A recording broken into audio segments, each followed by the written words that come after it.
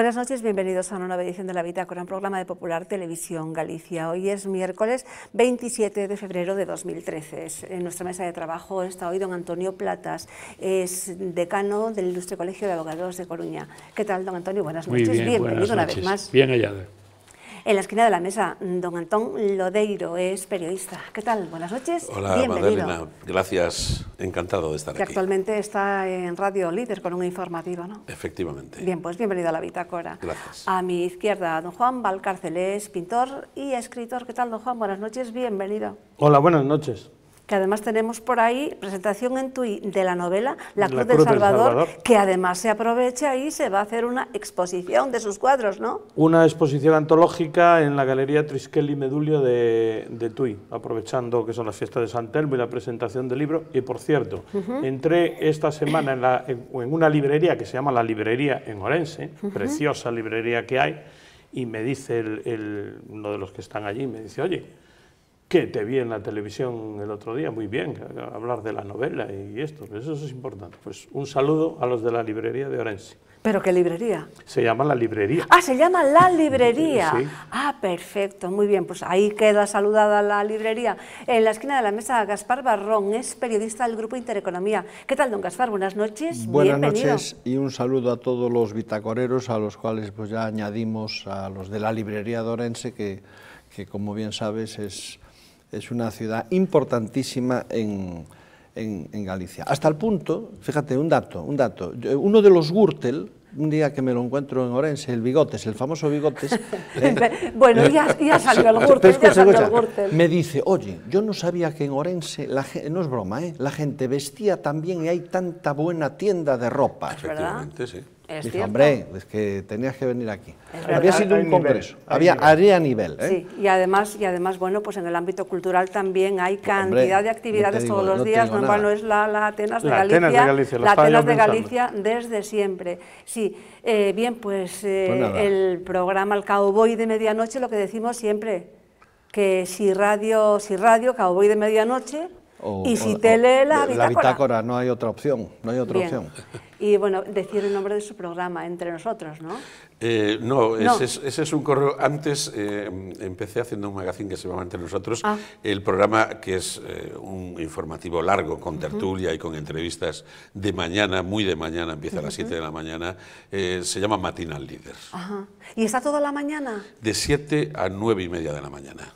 7, 9 y media. Sí, es, digamos, la manera de empezar el día informativamente. Empezamos comentando la actualidad, después un par de entrevistas políticos o analistas, y después cada día unos 45 minutos de tertulia, un poco en este estilo, con invitados de todo tipo. Vamos a ver, en Coruña la cosa es fácil, hay que acostarse con el Cowboy de Medianoche o la Bitácora y amanecer con Radio Líder. El resto el resto de ofertas está muy bien, pero... Y antes de dormir, un capítulo de La Cruz del Salvador, lógicamente. Bueno, muy bien, pues... Gracias por permitirnos, como diría Umbral, hablar de lo nuestro. Hablar de mi libro. Pues nada, estupendo. Estos son como unos pequeños, pues, entremeses, ¿no? O como dicen los mexicanos, unas botanitas, antes de empezar realmente con lo que es el gran plato fuerte de la noche, o los platos sucesivos que tendremos a lo largo de la Bitácora de hoy. Empezamos con la última audiencia de Benedicto XVI antes de retirarse, retirará mañana. Hoy, desde luego, salió el sol, había un sol espléndido, un cielo azul, 200.000 personas escuchando al Santo Padre, un acto, como siempre, sencillo y austero, pero que dijo cosas importantes y además en unas cuantas lenguas. Lo esencial, dijo que esta barca que no la llevaba él, que su peso no recaía sobre él, sino que era el propio Dios quien la sostenía, y pidió, como ya lo viene haciendo últimamente, oración por él y también por los cardenales que van a participar en la elección del próximo Papa, que va a ser muy en breve. Oímos las palabras de su santidad. Muchas gracias por haber venido esta última audiencia general de mi pontificado. Asimismo doy gracias a Dios por sus dones y también a tantas personas que con generosidad y amor a la Iglesia me han ayudado en estos años con espíritu de fe y humildad. Agradezco a todos el respeto y la comprensión con la que han acogido esta decisión importante que he tomado con plena libertad. Desde que asumí el ministerio petrino en el nombre del Señor, he servido a su iglesia con la certeza de que es Él quien me ha guiado. Y también que la barca de la iglesia es suya y que Él la conduce por medio de hombres. Mi corazón está colmado de gratitud porque nunca ha faltado a la iglesia su luz. En este año de la fe, invito a todos a renovar la firme confianza en Dios con la seguridad de que Él nos sostiene y nos ama, y así todos sienten la alegría de ser cristianos. A partir de ahora, a partir de mañana, el Papa será Papa emérito, seguirá vistiendo de blanco con zapatos marrones y se retirará, como ya todos sabemos, a la oración y a la meditación, pero seguramente, dicen los expertos en Benedicto XVI, que nos va a sorprender con algún otro libro interesante. Bueno, pues decir que el Papa pues nos deja 3 encíclicas, nos deja pues unos cuantos libros sobre la persona de Jesús de Nazaret y bueno, pues muchas cosas. Y el primer Papa que bueno, pues vivió de acuerdo a los tiempos, que además se retira habiendo participado en Twitter. Y a propósito de esto, acaban de pasarme lo que podría ser su último Twitter y dice lo siguiente: quisiera que cada uno de vosotros experimentara la alegría de ser cristiano, de sentirse amado por Dios, que nos ha enviado a su Hijo. Seguramente este va a ser el último Twitter de su santidad antes de retirarse. Don Gaspar. Bueno, yo creo que han sido 8 años de pontificado fructíferos de Benedicto XVI. Su renuncia ha roto con todo lo que en esta época se podía estar pensando o creyendo, pero me quedo un poco con el discurso, con lo que dijo hoy, y es que su renuncia no revoca su compromiso. Y dijo además que no es la vuelta a la vida privada. Creo que ahí deja claro que va a seguir y evidentemente, y también quiero destacar, porque no creí yo que hoy pudiera el Papa decirlo, agradeció de forma muy especial al secretario de Estado y a la curia romana. No sé, y creo que es una persona, es un Papa que no es un hombre de contemplaciones, o sea que no sé, me ha gustado. Lo más importante, considero que la Iglesia sigue viva y Ratzinger hace que continúe de una forma completamente diferente, porque pienso que va a haber un antes y un después del Papa Ratzinger. Yo estoy absolutamente de acuerdo. Dijo textualmente, según lo leí, digamos, en nuestro último informativo a las 2:30, no me voy ni del mundo ni de la Iglesia. Claro. Quiero decir que, bueno, eso significa algo en un Papa que se caracteriza, digamos, por una profundidad doctrinal y intelectual bastante profunda y sólida, sobre todo. Yo creo que es un intelectual en lo que es el rango de la defensa de la ortodoxia, por supuesto. Para mí, estoy totalmente de acuerdo con Gaspar. Creo que la huella que va a dejar este Papa por su renuncia y por lo que ha hecho y por los probables vientos de cambio, de algún tipo de viento de cambio que se va a desencadenar en el seno de la Iglesia Católica, creo que va a ser un Papa que ocupe más de 10 y más de 15 líneas en los libros de historia. Desde luego, como teólogo, pues también vuelvo a los expertos que dicen a la altura de San Agustín o de Santo Tomás de Aquino. En cualquier caso, bien, pues será un Papa que tendrá que, propio también de nuestros tiempos, pero en todo caso será lo que la Iglesia necesite en este momento. Vamos entonces con otro tema. Con los votos únicamente del Partido Popular de Galicia se aprobaron los presupuestos.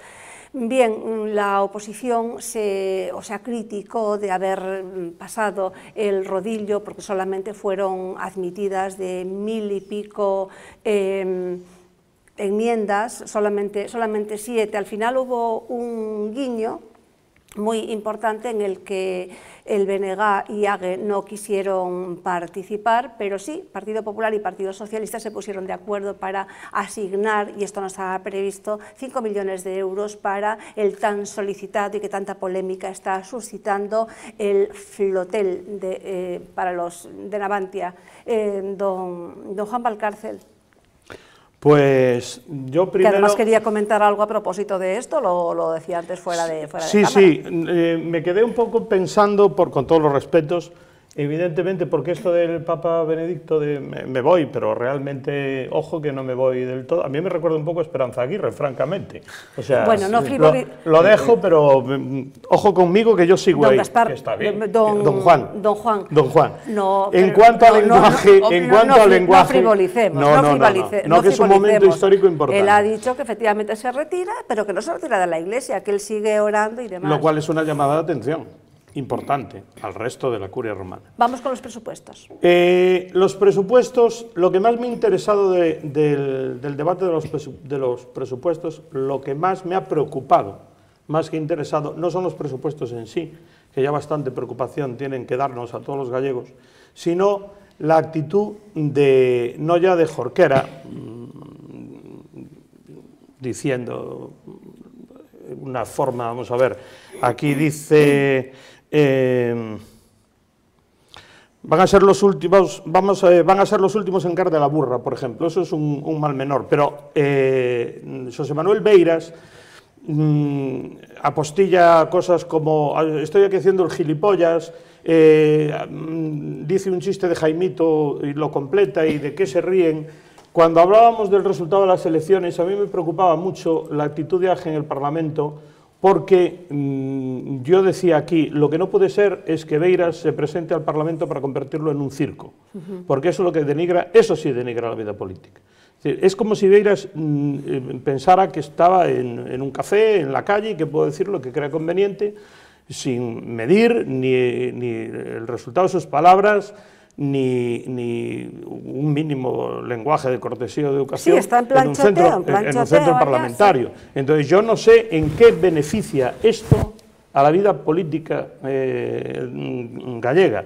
Desde luego no sé en qué beneficia esto al nacionalismo, en caso de que acabe siendo nacionalista Beiras en este pacto que tiene con Izquierda Unida. Me preocupa mucho eso, esa actitud no es buena y sobre todo no es buena para el nacionalismo. El nacionalismo yo creo que es algo serio, es algo sensato y además es algo responsable, o sea, es una forma de participar en la vida política. Y esto desde luego no ayuda a nada, eso sí me preocupa en estos presupuestos. Y no ayuda en efecto en el Parlamento, ¿no? Por eso un día decíamos aquí, a propósito de estas nuevas normas que tienen que firmar los que acuden a la tribuna, los invitados, y entonces aquí nos preguntábamos si los diputados deberían también tener que firmar alguna cosa porque su comportamiento a veces pues no era... Eso ya es la elegancia pues no era ética y estética, ¿no?, de cada diputado, ¿no? Lo cierto es que seguramente el señor Beiras tiene muy poco que decir, va de retirada y la única manera de salir en los medios pues es haciendo estas cosas y organizando este teatro. La prueba está en que no estamos hablando de partidas presupuestarias destinadas a esto o a lo otro, sino que estamos hablando de lo que Beiras dijo y lo que Beiras hizo. Sí, la verdad es que a los que observamos diariamente el trabajo del Parlamento nos preocupa, como acaba de decir Juan, nos preocupa bastante el clima que lleva la legislatura. Ya cuando acabaron las elecciones, yo creo que podemos recordar con toda claridad que Beiras ya dijo, esta va a ser una legislatura muy bronca, dijo textualmente, pero yo me imaginaba que era un poco en el calor de postelectoral. Y de repente, a mí personalmente este debate de presupuestos, si os acordáis, el primer debate sobre la totalidad se vio totalmente solapado por la irrupción en la tribuna de invitados de un follón interminable y el lenguaje estos presupuestos, por ejemplo, por ser el debate más importante probablemente del año, se han caracterizado primero por un bajísimo nivel en el debate, porque todo es una descalificación permanente que no nos lleva a ninguna parte, lo cual obliga al gobierno, a la mayoría gubernamental, a contestar un poco en el mismo plano, quizá con más educación, pero diciendo, bueno, pues es que estáis todo el día igual, y al final yo creo que lo que se está perdiendo es el debate real sobre algo importante, que es a qué dedicamos el dinero público. Y, por ejemplo, yo considero, y con enorme preocupación, que estos debates, los debates de los orzamentos de este año, ha sido tiempo perdido para que el ciudadano se entere en qué se van a gastar sus dineros. Don Gaspar. Bueno, el ciudadano se entera poco siempre. Bueno, pero podía enterarse un poco más. Sí, pero en general se entera poco. La cuestión es la siguiente, dos puntos en este caso. Las cuentas aprobadas, lo que se aprobó, consigna un gasto financiero de más de 8.500 millones. El 77% de estos presupuestos se destinan a gasto social y 300 y pico al pago de la deuda. Dicho esto, que para los televidentes al final a su bolsillo no les va a ir ni a salir ni a entrar nada, lo que sí estoy de acuerdo es que el choteo parlamentario es evidente cada sesión. ¿Por qué? Porque AGE ha llegado al Parlamento considerándose los elegidos de crear este tipo de situaciones. Y esto no va a parar, ni con las medidas de Pilar Rojo, ni con nada, porque difícilmente a unos diputados puedes educarlos cuando cumplen cierta edad. Y cuando encima se consideran que son los elegidos para diferenciarse del resto, pues acabó la historia. ¿Qué medidas hay que tomar?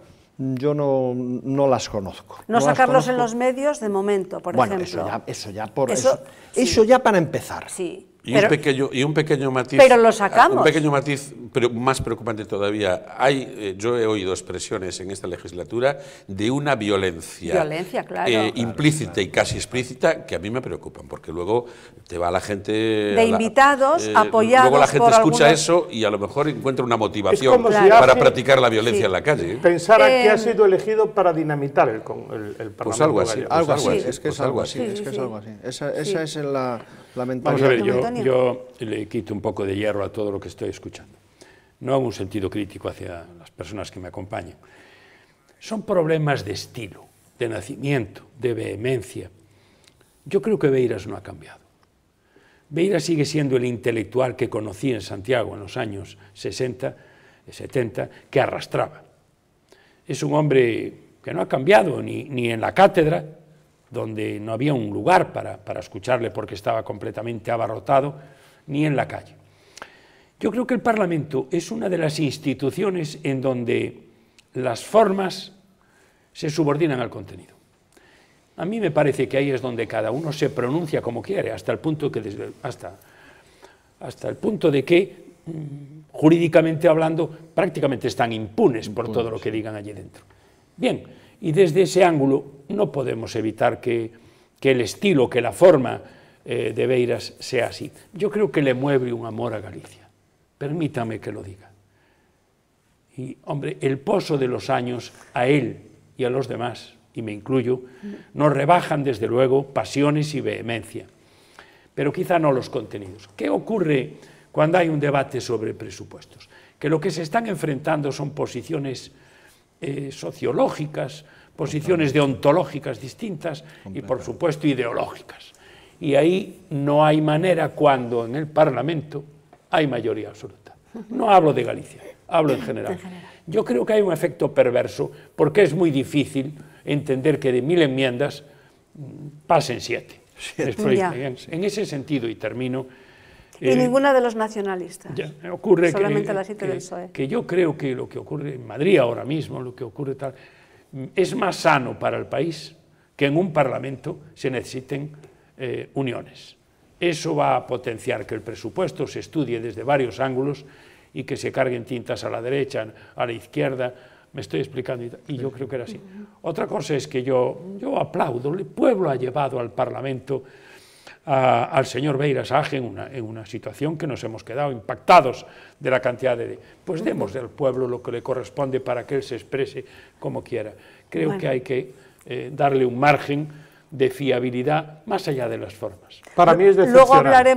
Luego hablaremos si tenemos tiempo, de agotar todos los temas de las elecciones en Italia, y bueno, posiblemente tengamos aquí pues algo parecido dentro de poco, ¿no? Vamos con otro tema, y si quiere apostillar algo ya lo hace dentro, que tenemos ya un nombre más que tenemos que añadir a las tramas, operaciones, casos, etcétera, y es la Operación Marcianitos. Fueron detenidas ayer varias personas en el ámbito de Pontevedra por, bueno, pues comercializar productos, cometer fraude en IVA, productos informáticos de muchos tipos, especialmente consolas. Operaban desde Galicia, Madrid y Cataluña, pero se extendían por Portugal, toda España, claro está, y Rumanía. Bien, empezamos por usted otra vez.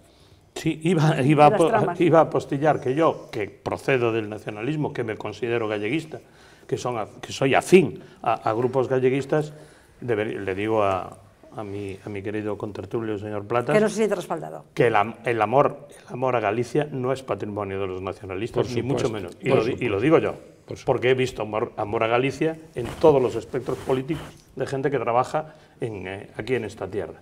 Eso por un lado. En cuanto a Beiras, decir que a mí es que me decepciona, precisamente porque a nivel intelectual sí, es una persona con tal capacidad que me decepciona profundamente esta actitud. En cuanto a los marcianitos... Que tampoco quieren a Galicia, desde luego. Los de los marcianitos tampoco quieren nada a Galicia. Venga, no, se quieren a sí mismos mucho. Sí, lo de los marcianitos, a mí lo que cuando revisaba y miré esta noticia, me interesó mucho lo que son las empresas trucha. Trucha.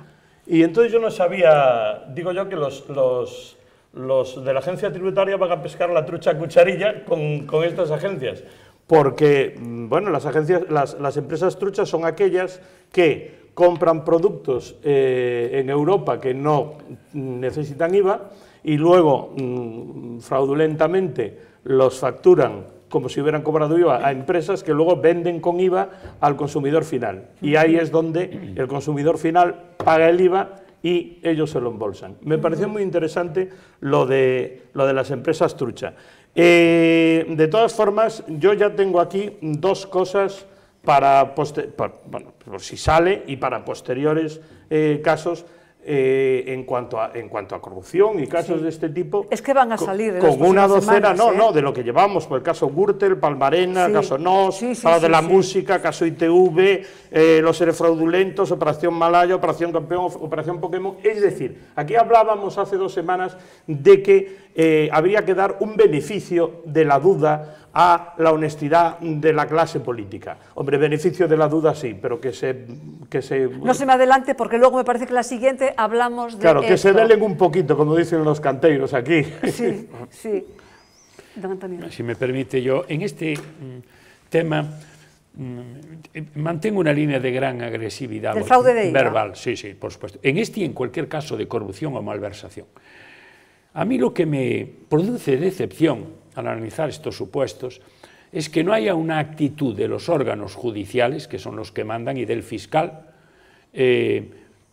privando de libertad inmediatamente a cualquiera que esté rozando esto, porque esto es uno de los mayores delitos que hay, y es que están realmente estafando al pueblo, valiéndose de artes. Claro. Hay falsedades documentales continuadas, y desde luego toda la finalidad es económica, vivir de cine, y a quien se le está cobrando, quien se le está sacando es al Estado, y el Estado somos todos.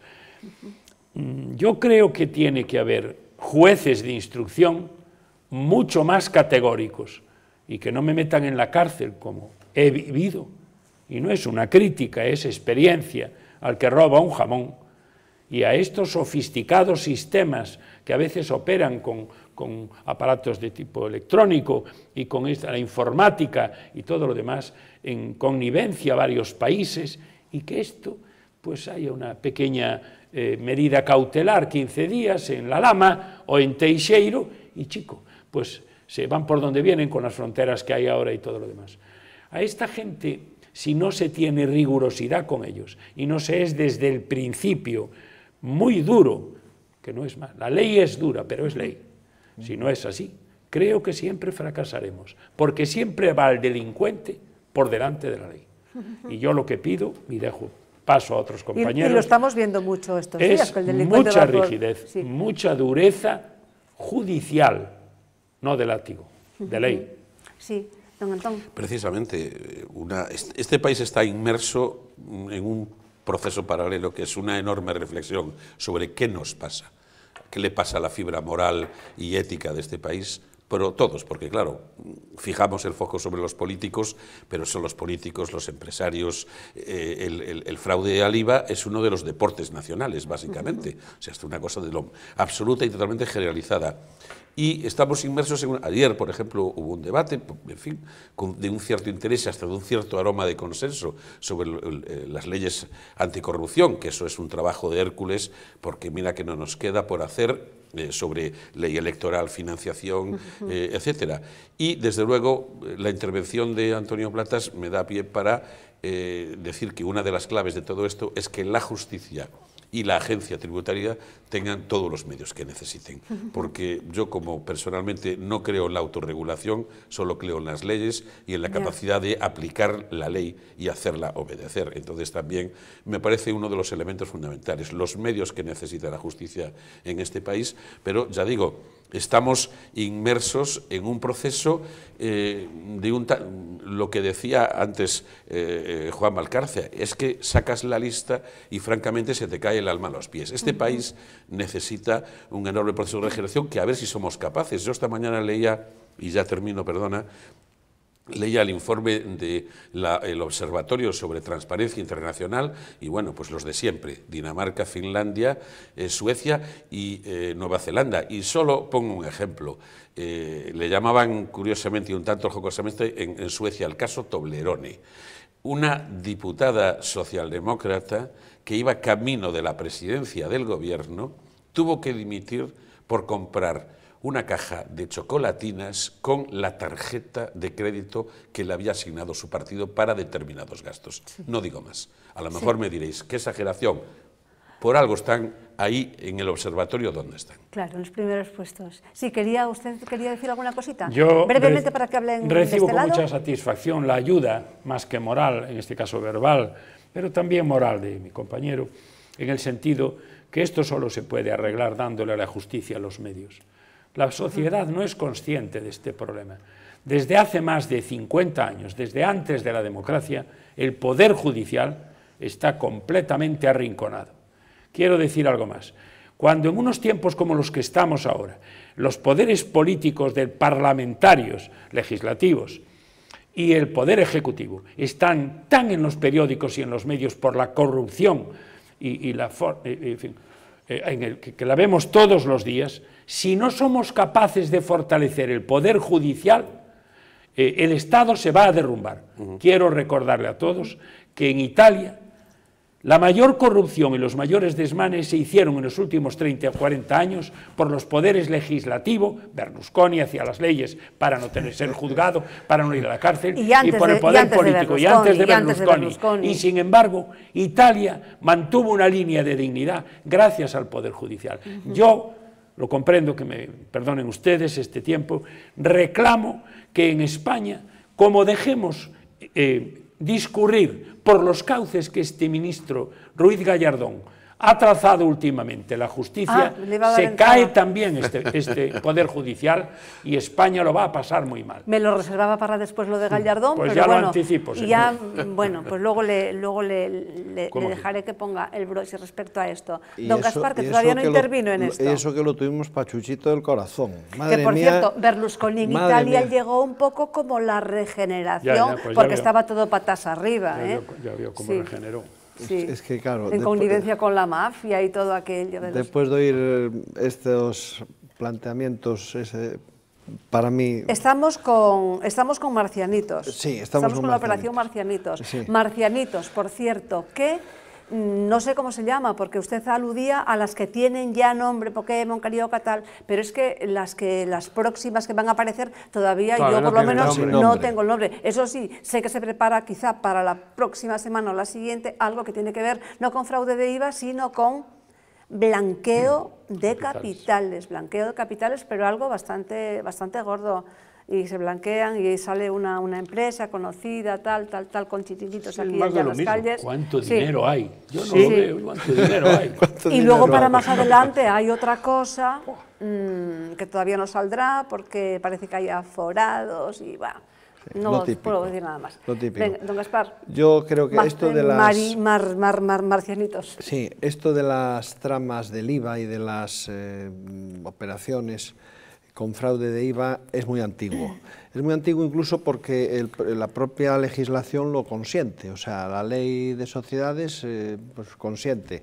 Y al hilo de eso, uno de los motivos por los que Mariano Rajoy ha suspendido en principio su promesa electoral de que el IVA, porque esto es ahora que cada trimestre declaras y demás, pero ahora a partir de enero del 2014... La factura cobrada. La factura cobrada. Habrá que ver. Habrá que ver el qué. Bueno, es la tercera vez que promete lo mismo. Pues que ya veremos. Confiemos en que sí. ¿Será o no será? Confiemos en que sí. Pues más fraude todavía, ¿no?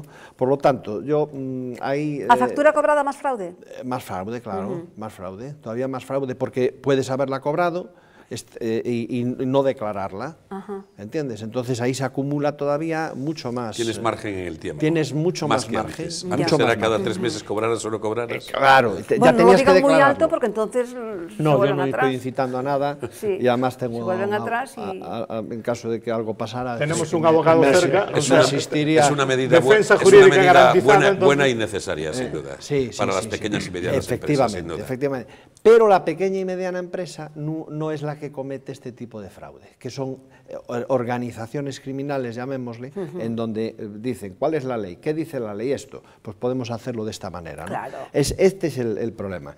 Y aquí, y termino, para mí, yo el otro día tuve la oportunidad de estar con un inspector de vigilancia aduanera, que me estuvo contando a título personal y sin más historia, de cómo funcionaba ahora y que están dando una ayuda muy importante a Hacienda.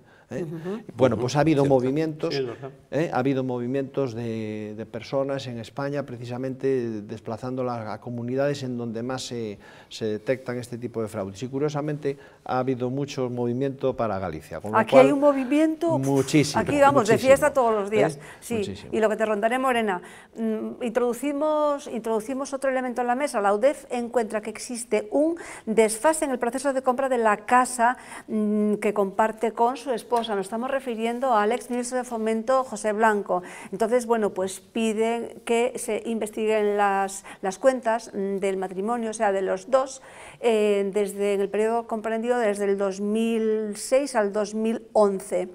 Bien, pues parece que hay ahí una diferencia de alrededor de 230.000 euros de diferencia entre el capital escriturado y lo publicitado por la agencia. También parece que es de origen desconocido y también es desconocida la forma de pago.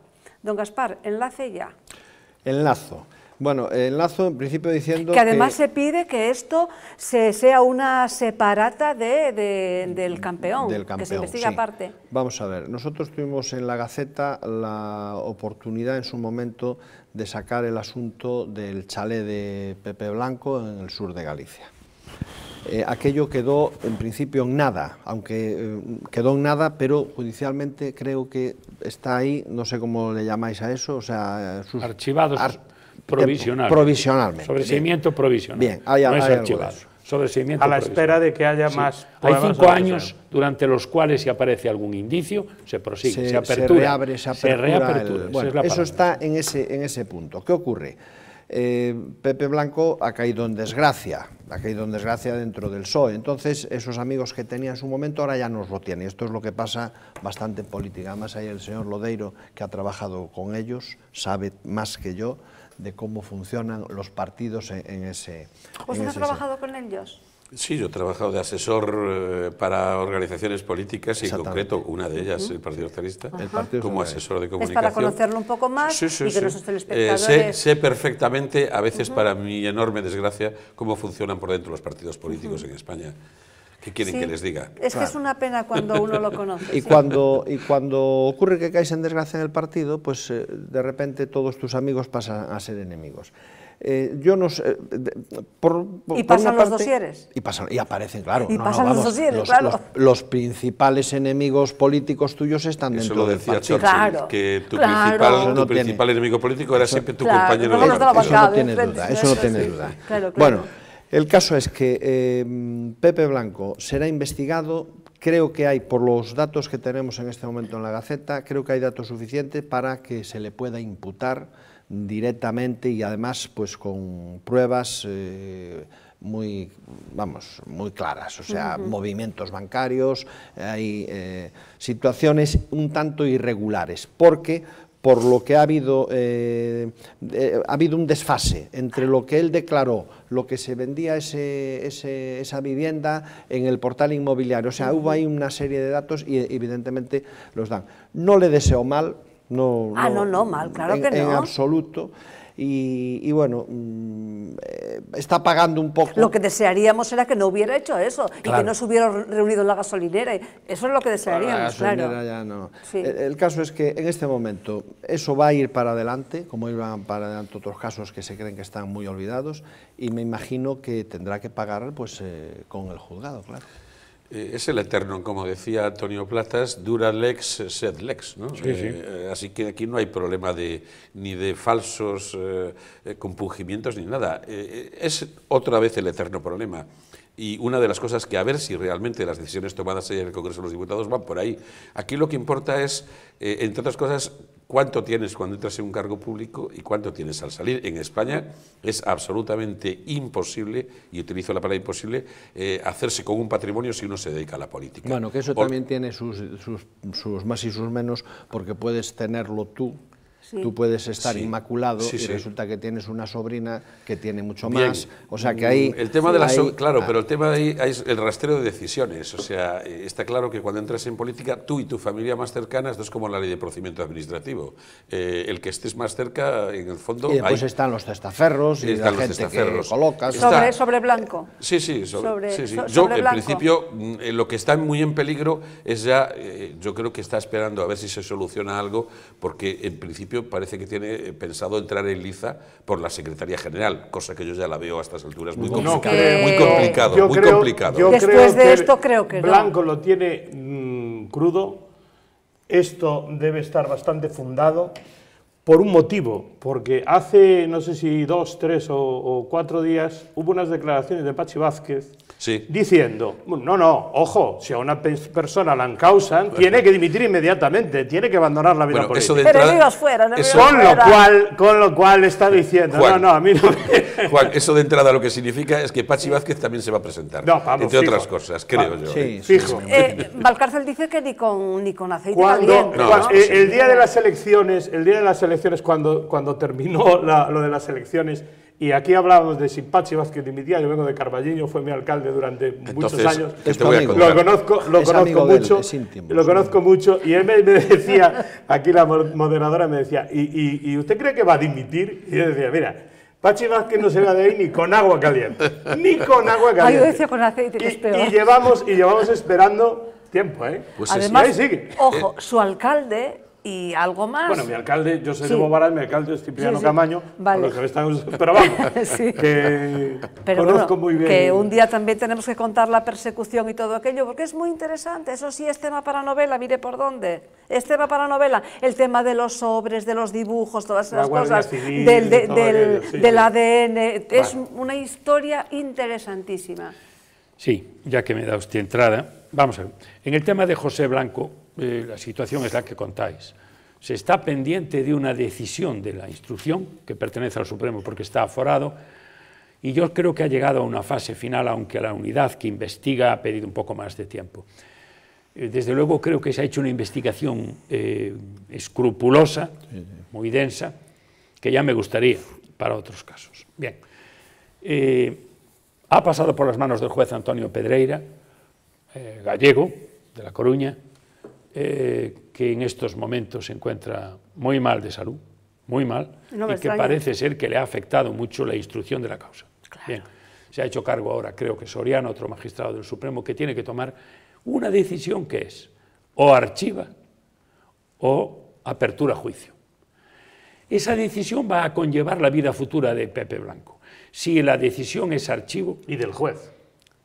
El juez está al margen de todo esto, que actuará con independencia y al que respeto profundamente, que ni siquiera sé quién es. Creo que es Soriano. ¿Pero por qué lo va a archivar entonces? Si lo archiva es porque estima, que lo que ha estudiado y lo que le han presentado y lo que han llevado allí no contiene los indicios racionales de criminalidad para ir a un juicio oral. Que lo separa de algo que es sospecha. La sospecha no vale para llevar a nada a juicio. Si ahora hubo un accidente, que acabo de venir de Coruña por la autopista y hay un muerto y mi coche es negro y el señor tiene poco de pintura negra, es una simple sospecha si yo no tengo una abolladura o si la tenía, pero si era de antes. No se puede por esa sospecha procesarme. Es que usted vino de Coruña, el coche suyo es negro y hay muerto. No, tiene que haber algo más. El indicio supone una pluralidad de circunstancias concomitantes que llevan racionalmente a entender que hay una autoría. Bien, yo no sé cómo está esa causa en relación a Pepe Blanco. Lo que sí sé, si me permiten, es que el juez independiente va a manifestar, no lo sé, una de las dos cosas, o que archiva, y si eso se convierte en firme, créanme que Pepiño Blanco está encima de una estatua y que va a apostar por Galicia, esa es mi opinión. Entonces sí serán elevado a los altares. Está esperando bien, por eso, sí. Si al juez no lo archivan y elevan a procedimiento abreviado y dicen va a haber un juicio, no está condenado. Y ahí entra Pachi Vázquez. No, tiene una causa abierta y tiene ya un barniz negativo. Hombre, con una causa abierta ya podemos empezar a hablar de división. Es algo más que imputado, del cargo, como está ahora el alcalde de Santiago. Es algo más que imputado.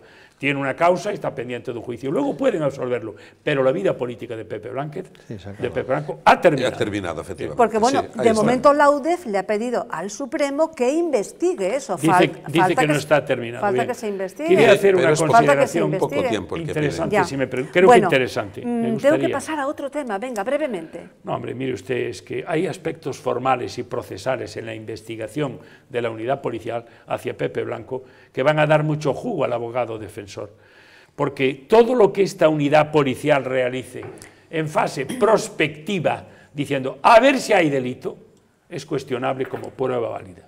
Quiero que lo sepan. Si yo tengo, si yo tengo un coche magnífico de 40 millones de pesetas y estoy en el paro, pues no por eso la policía puede decirle al juez, pínchenle el teléfono. No, pues me pudo tocar la lotería, me lo pudo dar alguien, una amiga, me explico bien. Tiene que haber una serie de indicios. Y claro, que se esté buscando telas de araña, no estoy a favor de Pepe Blanco ni en contra. Con una labor prospectiva, esto ya lo he visto en la prensa por parte de sus abogados, puede dar lugar a una nulidad completa de las pruebas. No olviden, y termino, le doy paso, que el derecho penal, el derecho procesal penal, es derecho constitucional aplicado y segundo que es un derecho garantista. Todo el derecho penal y procesal penal, el procedimiento penal, es un derecho que garantiza siempre. Y yo lo que pido es que sea así para todos. Yo lo que sé es que sea así para todos, igual de garantista. Yo lo tengo claro. A partir de esta tertulia, cada vez que me toque con el señor Platas, quiero poder tomar apuntes y me vuelva a matricular en la Facultad de Derecho, que solo estoy en primero. Bien, pues vamos con otro tema. Después de todos los esfuerzos, titubeos y tartamudeos incluidos de la señora de Cospedal por dar una explicación coherente sobre el prorrateo de la liquidación del señor Bárcenas y los pagos a la Seguridad Social, el tesorero ha demandado al Partido Popular por despido improcedente. Al parecer, trabajó como asesor hasta enero de 2013. Vamos a ver esta pieza.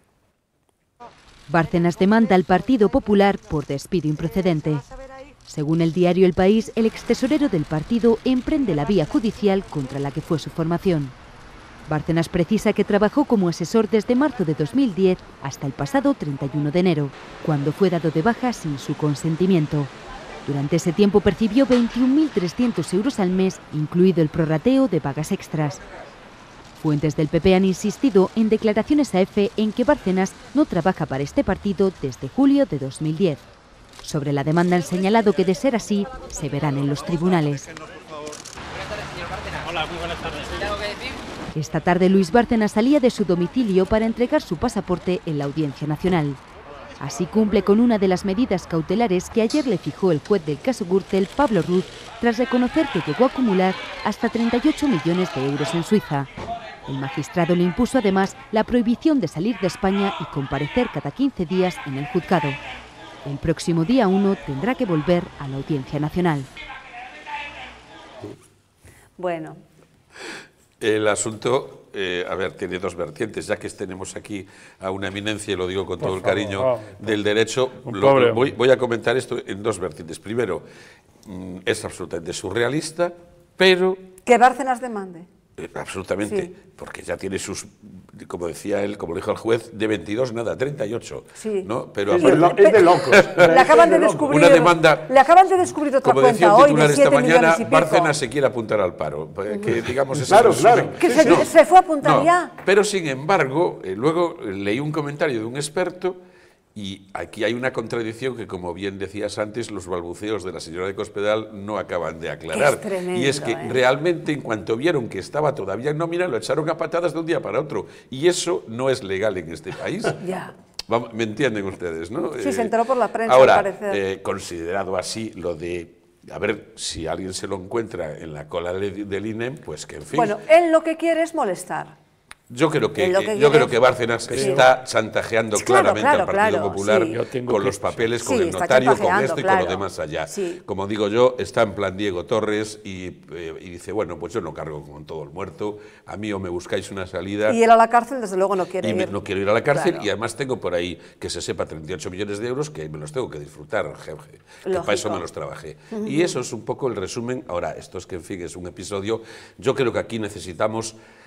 otra vez pongo mi esperanza y mi confianza en manos del Poder Judicial en este país, que es lo que nos queda, porque, como decíamos antes, yo la autorregulación y todo eso... Pues yo quería ponerla en Rajoy, que diera explicaciones... A mí me encantaría, pero es que el problema es que no acaban de explicarnos esto de verdad. Ahí está. Y a mí me quedan todavía dudas zumbando en la cabeza, y yo siempre digo, esto es como lo de Bienvenido Mr. Marshall, lo que decía Pepis Ver, os debo una explicación y os la voy a dar. Bueno, pues el gobierno y Mariano Rajoy al frente tiene que explicarnos. Claro. Porque esto sí, el caso Bárcenas, como lo cerremos en falso, va a quedar... Porque esto no es un asunto interno de un partido, es un asunto del país, porque afecta al presidente del gobierno y al partido de la mayoría gubernamental. Y esto sí que afecta a la sociedad para que deje de querer absolutamente del país nada. España, no del país periódico, que es el que publicó. Y del mundo, del país y del mundo, Gaspar. Vamos a ver, yo creo que va a ganar si la demanda por despido puede ganarla. Por supuesto.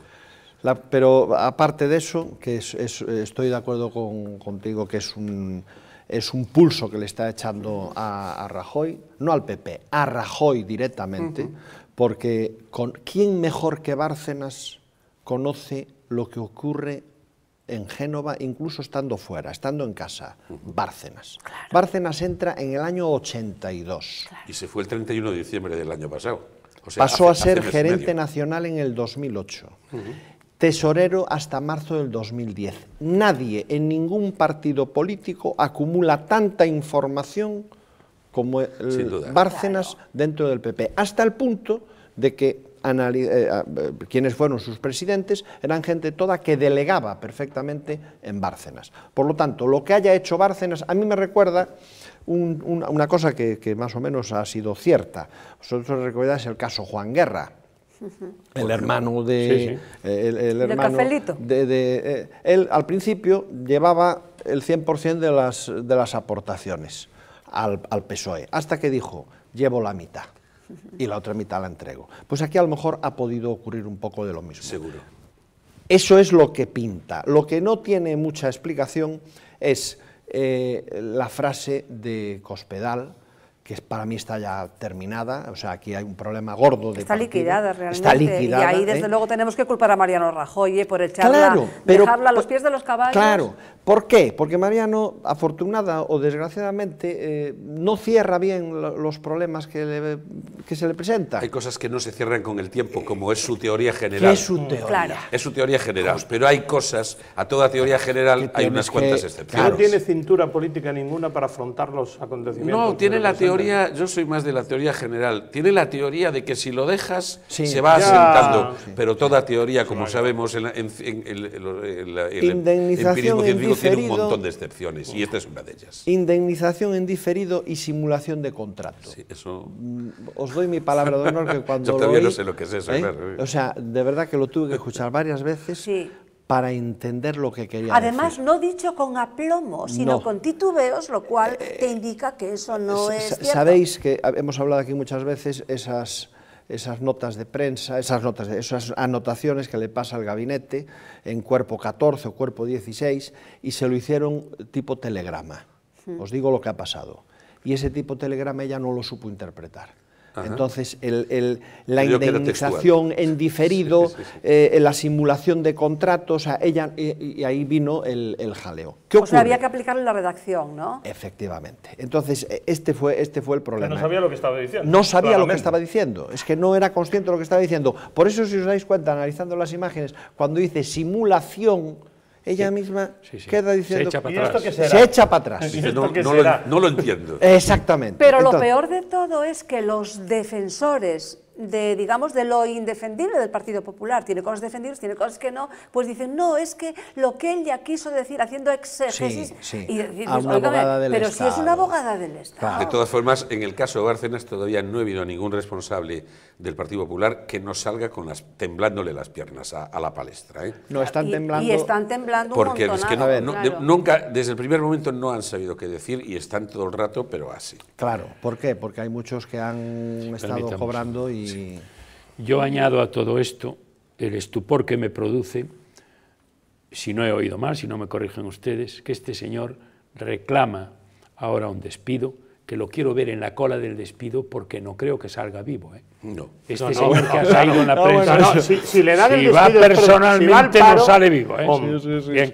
Pero este señor está percibiendo, según se dijo ayer, 23.000 euros al mes por asesorar. Sí. Yo me rasgo las vestiduras porque he pagado desde Fernández Ordóñez, 35 años impuestos, y que me revisen hasta abajo, de arriba abajo, que me sacan la chaqueta, bien, y que yo piense que el Partido Popular esté pagándole a un señor 23.000 euros de las antiguas pesetas, que las domino mejor, 3,5 millones de pesetas al mes por asesorar. No, para que esté callado. Sí, ya, pero bueno, por eso lo quiero decir al final. Para que esté callado. Asesor. Bueno, como dice Antonio, los indicios no son Oficialmente es como asesor. Pero permítame, siendo además coetáneamente algo muy trascendente en España, que ya me gustaría, senador de este reino. Este señor va ascendiendo desde un capítulo, tal que tiene que tener una valía muy importante. Y estoy de acuerdo con Gaspar, que este se sabe todo. Desde las alfombras y el polvo que hay debajo. Y está teniendo un reto muy serio con el partido. Para terminar, decir, a mí la posición de Cospedal ha sido la exposición patética. Bien, tratándose de un abogado de Estado y teniendo las cámaras enfrente, es sancionable desde un punto de vista político lo que hizo. Yo me preocupo mucho porque a Rajoy le falta contundencia, le falta, y lo que dice aquí, deja el tiempo, lo arregla todo. No lo arregla. Rajoy tiene que tomar y dejarse de un nivel de lealtad y permanencia. La lealtad es una cosa, pero las decisiones de un político de España tienen que ser otras. Sí. Bien, vamos entonces con otro tema. El malestar general, que unos manifiestan y otros amenazan con hacerlo. Últimamente las calles están llenas de gente y de pancartas, y por las calles y plazas de nuestra España pasan desde los del Naval, jueces, fiscales, los de educación, sanidad, estas mareas blancas que vemos todos los fines de semana, etcétera. ¿Qué piden? Piden más justicia.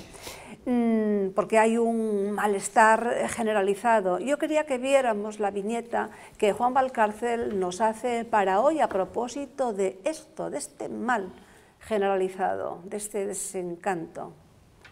Cuéntenosla.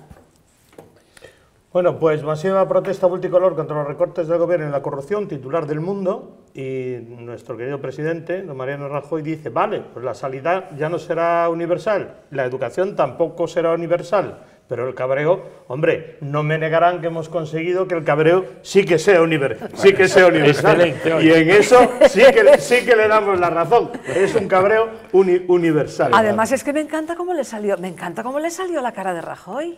Pues como la tiene, ¿no? De verdad le salió, o sea, la barba, la boca. Una mezcla de paciencia y sorpresa por lo que está pasando también, ¿no? Sí, está estupefacto. Yo creo que un poco estupefacto, efectivamente. Sí, él lo vive todo como diciendo, pero ¿esto es posible esto? Como que ¿esto qué es lo que es? Sí, en efecto, que el cabreo sí es universal. No todo por su culpa, hay que decirlo, ¿eh? No todo por su culpa. Él efectivamente pues cogió una España pues patas arriba, con las arcas vacías, y aquí le criticamos mucho de que la cúpula está sin tocar, que los recortes no se han hecho donde deberían hacerse, etcétera. Por cierto, pero bueno, que esta mañana ha tenido un escaso y pequeño, porque ya le vendrán con más Bárcenas a fastidiar, momento de gloria en el Congreso, al anunciar que nuestro déficit es del 6,7%. 6,7, sí. Pero, en fin, hubo muchos aplausos. Como decía mi abuela, pouco dura alegría na casa do prove, ¿no? Sí. Y sobre eso... Esperemos que mañana no venga nada de... Es que el otro día, lo del notario después del debate, claro, es que yo sí que me quedé estupefacto, de la Comisión te lo aseguro. Sí, europea. Bien.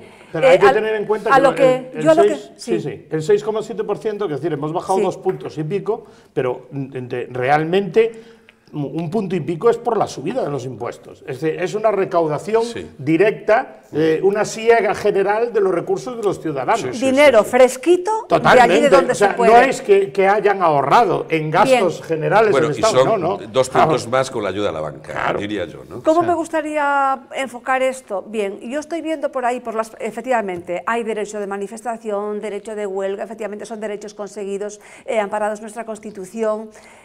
Todos podemos manifestarnos, llevar pancartas, pero a mí me preocupa ciertas consignas que estamos viendo, que incitan a la violencia, que pueden incitar a la violencia. Había una aquí, unas pancartas de Galicia, que era o esto se soluciona o revolución.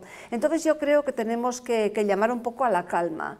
Efectivamente, urge una regeneración política, urge una regeneración social, pero tiene que ser con conciencia, con sentido común, de manera tranquila. Sí, lo explicaba Antonio. De manera tranquila. Hay problemas, me gustaría que dejáramos todos... Hay problemas graves y generalizados. A mí no me extraña que la gente esté muy enfadada, pero como decía Antonio Platas, hay que mezclar la pasión con lo que es un poco el que esto no acabe en violencia. Yo creo que todo el mundo tiene el derecho de estar enfadado.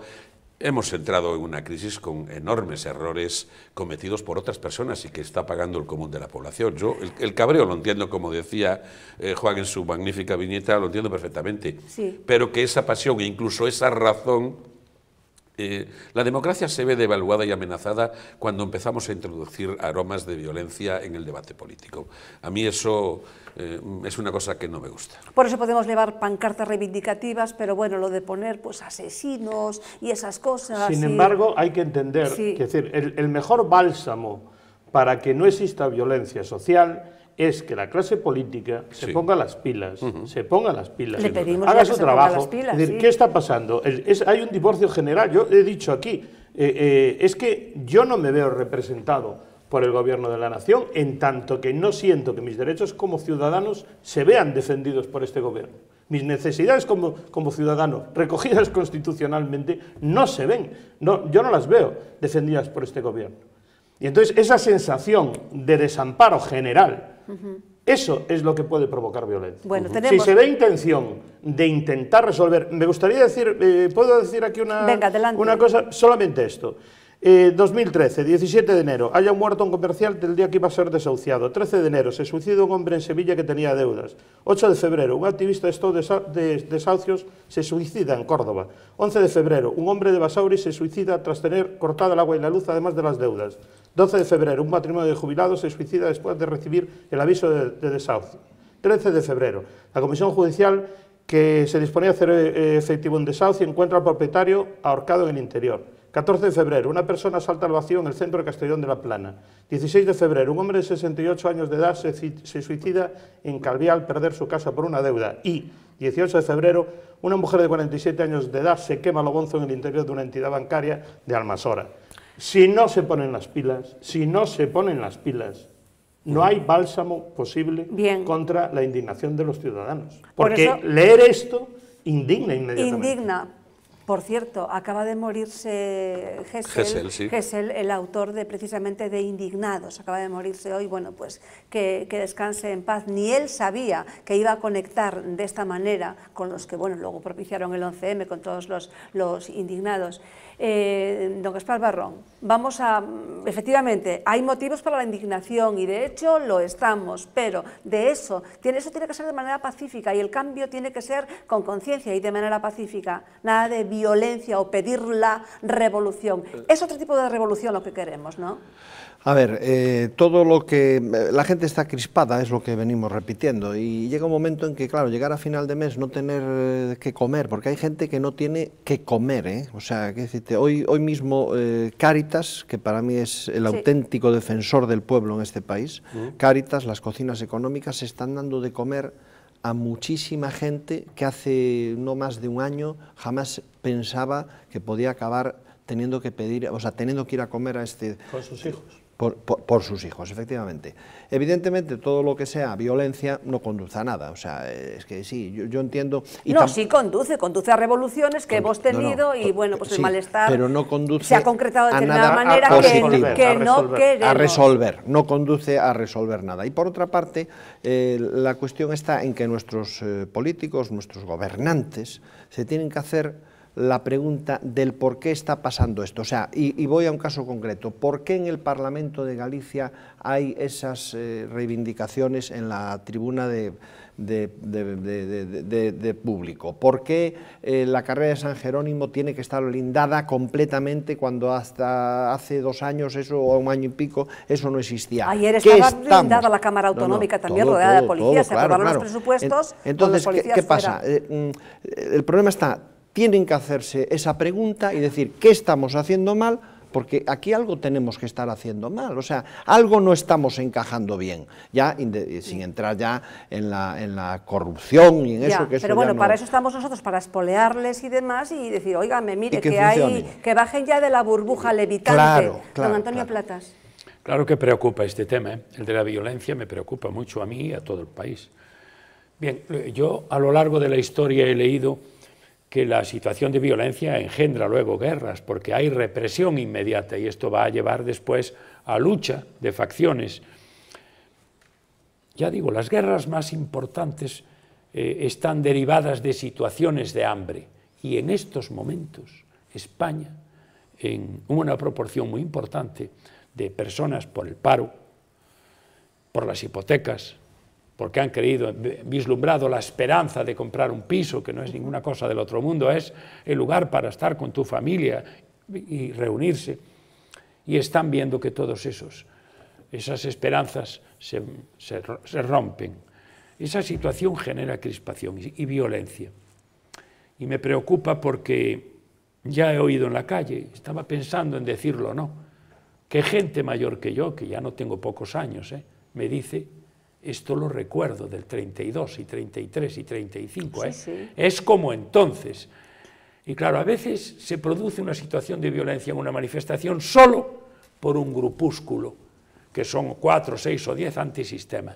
Pero aquí, cuando yo salgo y me asomo en Coruña, desde donde estoy leyendo los fines de semana, y veo unas manifestaciones de preferentes gigantescas y de gente de tal, y veo las caras de gente buena, gente que no es un...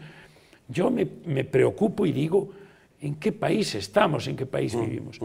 ¿Cómo se soluciona esto? ¿Quién tuviera esa llama para resolverlo? Lo que sí creo que no se hace con silencio. Y a mí este gobierno me parece que comunica muy poco. Tiene que estar más en la televisión, dirigirse al pueblo, pedirle paciencia. Si no es porque hay prestaciones sociales aún bastante rebajadas, porque no hay dinero, Y si no es porque hay algo de economía sumergida, la situación sería delicadísima, porque estamos a un paso de que esta violencia derive en algo que no controlemos. Tenemos casi el derecho, casi el deber de expresar esto. ¿Qué puede pensar y qué puede hacer una persona a la que le han estafado sus ahorros? Vale. Si nosotros vemos en la televisión, a veces vemos un telediario y vemos a alguien en un país extranjero, en Oriente Medio o por ahí, alguien que se quema lo bonzo. Y el razonamiento que hacemos, cuando te quedas mirando, dice, Dios mío, qué mal debe estar la cosa. Qué mal debe estar la cosa, qué atrasados, qué indefensión tiene que tener esa persona para llegar a ese extremo. Aquí tenemos 10 personas que están en esa situación. Vamos con otra cosa, nos quedan 2 temas por tocar y estamos ya pasadísimos de tiempo, pero sí, es un tema que venimos arrastrando ya y que desde luego lo tratamos hoy o nada.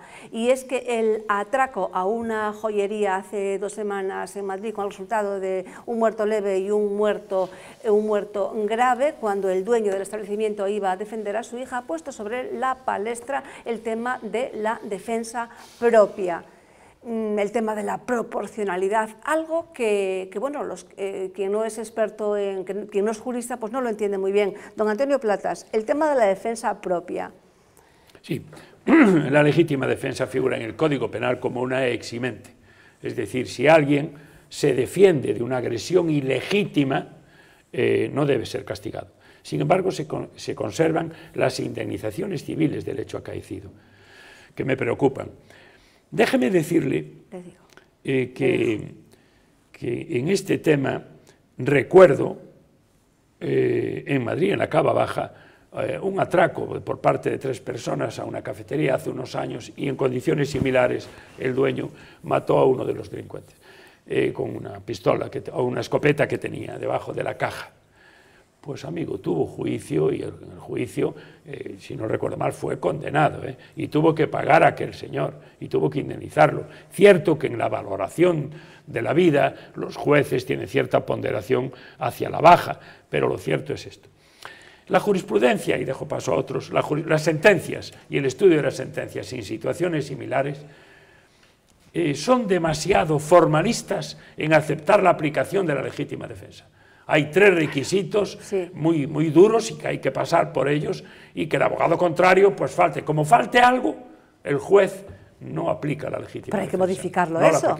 Claro que lo hay que modificar. Si yo encuentro por la noche en mi salón a un señor que lleva un palo así de largo y yo le disparo, no hay proporcionalidad. No, porque él lleva un palo y usted tiene un arma mucho más complicada. Pero es mi salón, es mi casa. Es su casa y está dentro y tiene usted miedo, lo hizo y tal, y el juez minimizará. Allanamiento. Pero bueno, le largan 2 años de cárcel y lo paga. Si es miedo insuperable.